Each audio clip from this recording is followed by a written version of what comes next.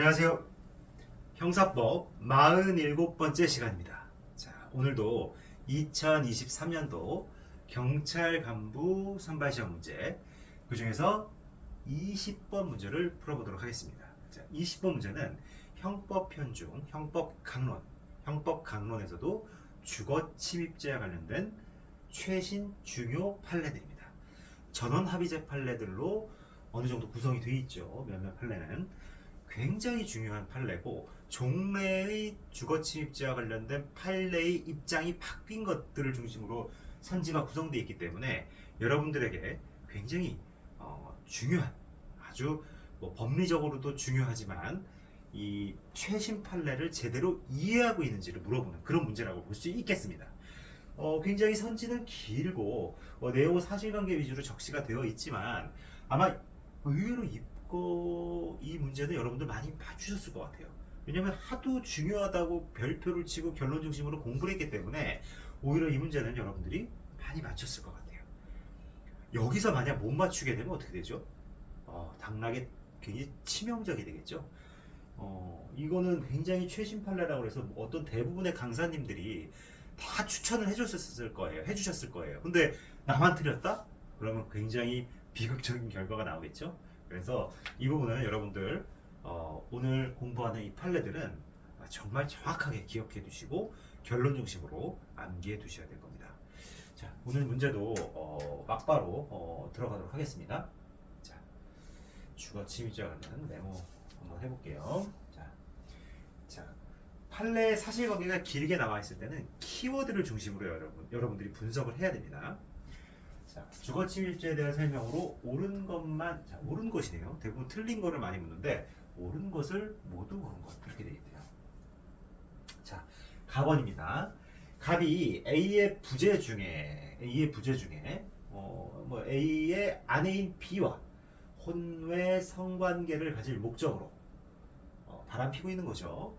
B가 열어준, 아내야 뭐 지금 바람피고 있으니까 당연히 열어주겠죠. 열어준 출입문을 통해 A와 B가, 이 부재 중인 A하고 A 아내인 B가 공동 거주하는 아파트에 들어간 경우, 자, 여기서 이게 중요해요. 갑이 공동 거주자 중에 1인, 즉 아내 B죠. A 아내 B의, 그리고 간음의 파트너 B의 승낙을 얻어, 자, B의 승낙이 있었고, 또 뭐죠? 막 무창문을 깨고 들어간 건 아니죠. 창문을 깨고 들어갔거나 뭐 굴뚝을 타고 들어갔거나 이런 거 아니잖아요. 이 B가 그냥 문을 열어준 거죠. 그래서 B의 승낙을 얻었고, 통상적인 출입 방법. B의 승낙을 얻어 통상적인 출입 방법에 의하여 들어갔다 하더라도 갑의 출입은 부재 중인 A의 추정적 의사에 반하기 때문에 주거 침입죄가 성립한다? 아니라는 거죠. 판례가 바뀌었어요. 승낙, 공동거주자 중 1인의 승낙을 받아서 통상적인 출입 방법으로 들어갔다면 사실상의 평온을 해한 것이 없다는 거예요. A는 부재 중이잖아요, 지금. A의 어떤 평온을 깼다, 추상적으로 보면 깼다고 할 수 있지만 외형을 중심으로 객관적으로 봐야 된다는 거예요. 이게 과연 이 공동거주하고 있는 이 아파트에 있는 어떤 주거에 사실상의 평온을 해한 겁니까? 오히려 아내는 좋아서 문을 열어준 거 아니에요? A 아내는? 그죠? 따라서 법리적으로 이걸 주거침입죄가 성립한다는 것은 너무 좀 현실과 맞지 않는 그런 얘기였다는 거죠. 따라서 판례가 변경된 겁니다. 과거에는 이런 추정적 의사, 부재자의 추정적 의사까지 고려를 했었는데 이제는 그렇게 보지 않고 있어요. 이 어떤 법리가 계속적으로 다 통관하고 있어요. 뒤에 아래 판례에서도. 그래서 이 어떤 법리가 일종의 지배적인 어떤 이데올로기가 된 거예요. 이 주거침입죄에서는.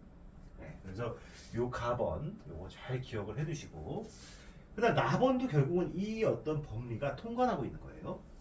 갑이 일반인의 출입이 허용된 음식점에 영업주의 승낙, 여기서 또 승낙을 받았죠. 승낙 또 뭐죠? 통상적인 출입 방법으로 들어갔다면, 자, 이것도 가정적 의사를 보지 않겠다는 거예요.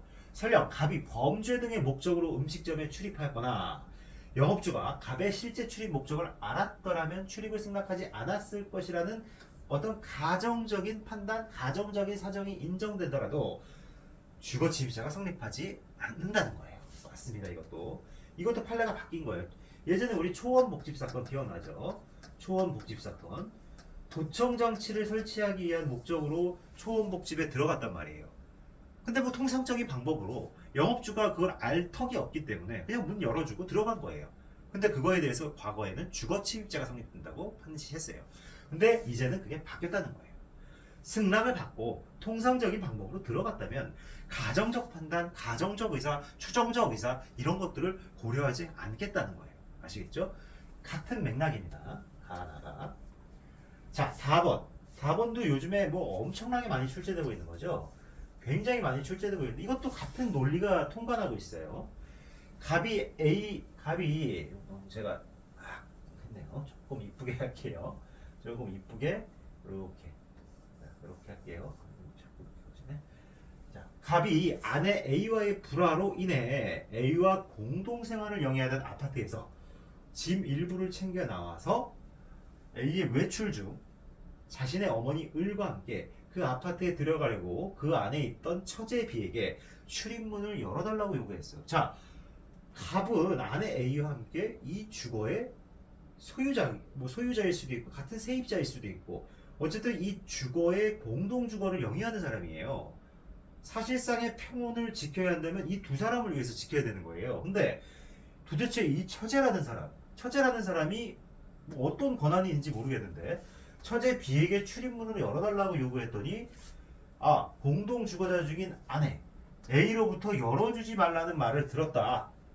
그래서 B가 체인형 걸쇠를 걸어 잠궈서 현관문을 열어주지 않았다는 거예요.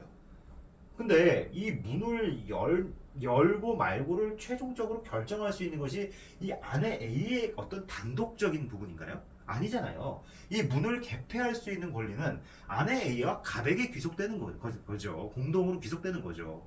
따라서 공동으로 귀속되는 개폐권을 아내 A가 임의로 처제한테 양도를 해서 처제가 마치 이 문을 열고 말고를 결정할 수 있는 권한이 있는 사람 행동을 한 거예요. 어떻게 보면 이게 더 불법적인 거죠. 따라서 이거에 대해서 갑과 을이 걸쇠를 부수고 자, 뭐 이 부순 거에 대해서는 뭐 특수 손괴가 될 수 있어요. 손괴의 고의가 있으니까. 자, 이걸 차치하고 이 아파트에 들어갔다면 일단 갑에게는 뭐죠? 이 갑은 남편이잖아요. 이 남편은 공동 주거권자로서의 정당한 권리 행사를 한 거잖아요. 따라서 주거침입죄 자체가 성립할 수 없다는 거고 을이라는 사람은 갑의 동의를 또 받은 거잖아요. 공동 주거권자인 갑의 동의를 받아서 통상적인 방법으로 물론 부시긴 했지만 들어간 거기 때문에 갑이 들어갈 권리가 있고 또 갑의 동의를 받아 들어간 을 주거침입죄의 공동정범이 성립할 수 없다는 거예요. 따라서 이것도 틀렸다. 아시겠죠? 이 판례는 굉장히 많이 출제된 거고 제가 이미 경찰 문제 해설할 때도 여러분들께 풀어드렸던 것 같아요. 자, 그 다음 또 라본도 마찬가지입니다. 라본도 이것도 굉장히 중요한 판례예요. 갑이 교제하다 에어진 A가 거주하는 아파트 109동 305호에 들어가려고 아파트 지하 주차장에서 위 305호가 있는 109동으로 연결된 출입구, 즉 지하 주차장에서 109동으로 올라가는데 어떤 중문 같은 게 있는 거죠. 그 중문 같은 공동 출입문에 A나 다른 입주자의 승낙 없이, 즉 A도 승낙하지 않고 다른 입주자도 승낙하지 않았는데 무단으로 비밀번호를 입력했다는 거예요. 이게 통상적인 출입 방법이 아니죠. 우리가 비밀번호를 누른다는 거는 내가 비밀번호를 누를 권리가 있거나 그 누를 권리가 있는 사람한테 들어오라고 승낙을 받았어야 되는 거잖아요. 근데 이건 무단으로 비밀번호를 입력해서 이 아파트의 공용 부분, 이 아파트 공용 부분은 109동에 살고 있는, 즉 5호 라인에 살고 있는 뭐 4호, 5호 라인일 수도 있고 5호, 6호 라인이 될 수도 있는데 어쨌든 그 라인에 살고 있는 사람들이 지나다니는 통로이자 또 자기 전유 부분인 자기 집으로 들어가기 위해서 반드시 거쳐야 되는 하나의 내밀한 공간이란 말이에요. 근데 이 공간을 무단으로 비밀번호를 입력해서 공용 부분에 들어갔다. 자, 이건 뭐죠? 당연히 A와 같은 109동에 거주하는 다른 입주자들의 사실상 주거의 평온을 해한 것으로 해석할 수 있다는 거예요. 따라서 이 경우에는 주거침입죄가 성립한다는 거예요. 권리가 있었다면, 비밀번호를 누르고 내가 들어갈 권리가 있었다면 이거는 주거침입죄가 성립하지 않겠고, 근데 이거는 지금 무단으로 비밀번호를 입력했고, 비록 공용 부분이지만 이렇게 비밀번호를 통해서 그 권한이 허락된 사람만 들어갈 수 있는 공용 부분이잖아요. 말이 공용 부분이지 사실상 엄격하게 통제되고 있는 공용 부분이에요. 근데 이 부분을 권한 없는 사람이 비밀번호를 입력해서 그냥 들어가 버린 거예요.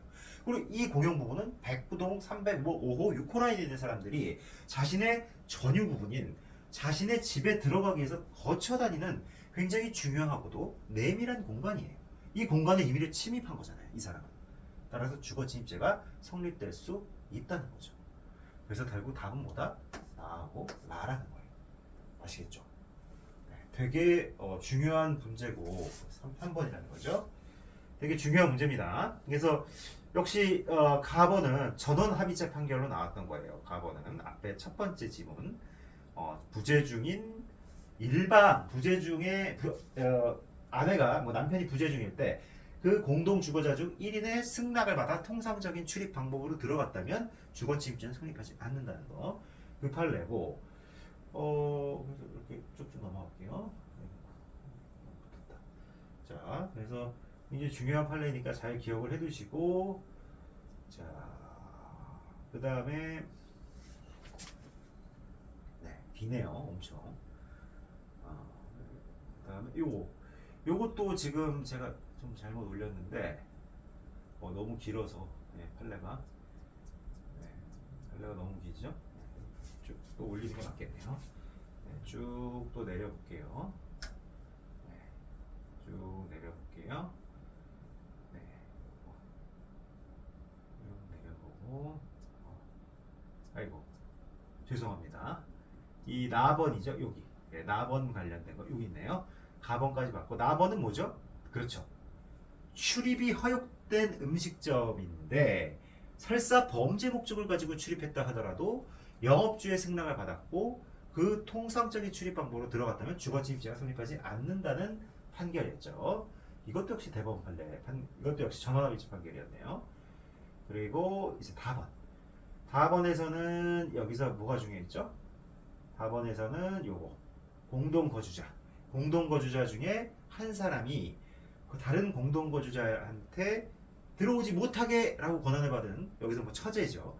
그 처제의 어떤 그 자물쇠에 걸어놓는 어떤 그 부분을 손괴하고 들어갔을 때 이 사람에게 주거침입죄가 성립하느냐? 성립하지 않는다는 거죠. 불법적인 어떤 권한을 불법적인 통제이기 때문에 그런 것들을 무시하고 들어간다 하더라도 그건 주거침입죄가 성립하지 않는다는 얘기고, 또한 같이 동행했던, 여기서 뭐 어머니라고 이제 기재가 되어 있는데 그 어머니 또한 이 공동주거주 중에 한 사람이 정당하게 들어갈 권리가 있고 그의 동의를 받아서 들어갔다면 그거는 주거침입죄가 성립하지 않는다는 거죠. 그래서 이것도 아주 중요한 판례였습니다. 정말 이 전원합의체 전원합의체 이 판결들을 다 실어 놓으니까 굉장히 양이 많네요. 이거는 뭐죠? 공동주택에 들어간 경우에 이 공용 부분에도 이 비밀번호가 있다. 그래서 외부인의 출입을 통제하고 있다면 요거는 주거침입죄에서의 어떤 사실상의 평온을 지켜야 될 공간이 된다는 거죠. 따라서 이 경우에도 어떤 승낙을 받았거나 아니면 비밀번호를 입력할 정당한 권한이 있었다면 주거침입죄가 성립하지 않겠지만 이 케이스에서는 전혀 권한이 없었고 또 통제되고 있는 공용 부분에 무단으로 들어간 거기 때문에 주거침입죄가 성립할 수 있다는 거예요. 아시겠죠? 다음 3번이라는 거예요. 그래서 이 문제 판례들 굉장히 긴 판례들인데 제가 일부러 다 실어놨어요. 그래서 여러분들이 한번 좀 꼼꼼히 보시고 이해를 잘 해두셔야 될 겁니다. 어려운 문제였어요. 어려운 문제라기보다는 중요한 판례였어요. 그래서 판례를 안에 있는 좀 세세한 어떤 문장이나 이런 부분들에 대해서 조금 더 상세하게 물어볼 수도 있어요. 키워드나 어떤 그런 중요 문장들을 별도의 별지로 지문으로 뽑아가지고 출제할 수도 있기 때문에 제가 밑줄 긋고 굵은 글자 처리한 것들은 반드시 잘 살펴보도록 그렇게 하시면 좋을 것 같습니다. 네, 오늘 여기까지 하겠습니다. 감사합니다.